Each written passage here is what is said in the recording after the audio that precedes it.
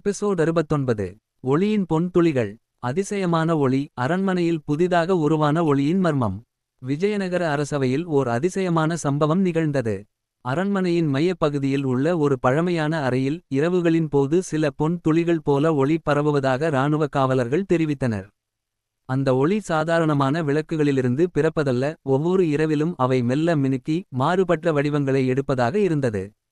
மன்னர் கிருஷ்ணதேவராயர் இதை அறிந்து ஆச்சரியமடைந்து உடனே தனது அமைச்சர்களை அழைத்து ஆலோசனை நடத்தினார். பலரும் அதை தெய்வீக வெளிச்சமாக கருத, சிலர் அதை அமானுஷ்ய சக்திகளின் விளையாட்டாக கருதினர்.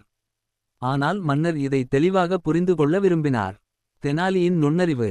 மன்னர் இந்த மர்மத்தை ஆராய்வதற்காக தனது மிக நம்பிக்கையுடன் இருக்கும் புத்திசாலி தெனாலி ராமனை அழைத்தார்.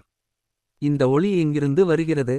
இதற்கு பின்னால் உண்மையான காரணம் என்ன என்று மன்னர் கேட்டார். தெனாலி சிறிது நேரம் சிந்தித்து, மன்னரே, நான் இன்று இரவு அந்த அறையில் நேரில் சென்று ஆய்வு செய்ய விரும்புகிறேன் என்று கூறினார். மன்னர் உடனே ஒப்புதல் அளித்தார். அந்த இரவு தெனாலி தனது புத்திசாலித்தனத்துடன் ஆய்வை தொடங்கினார். அறையின் அனைத்து சுவர்களையும் இடங்களை ஆராய்ந்தார். ஒரு சிறிய சுவற்றில் மெல்லிய ஓட்டையாக அவரது பார்வை சென்றது. அந்த ஓட்டையில் இருந்து வெளிச்சம் வெளிவந்து அறையின் தரையில் பொன் துளிகளைப் போல் தெரிந்தது. மர்மத்தின் உண்மை.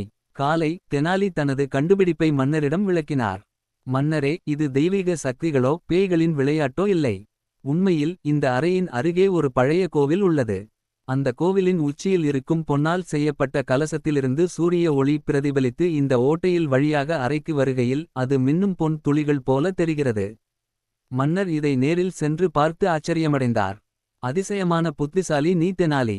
மற்றவர்கள் அஞ்சியிருக்கும் நேரத்தில் நீ உண்மையை கண்டுபிடித்தாய் என்று மன்னர் பாராட்டினார்.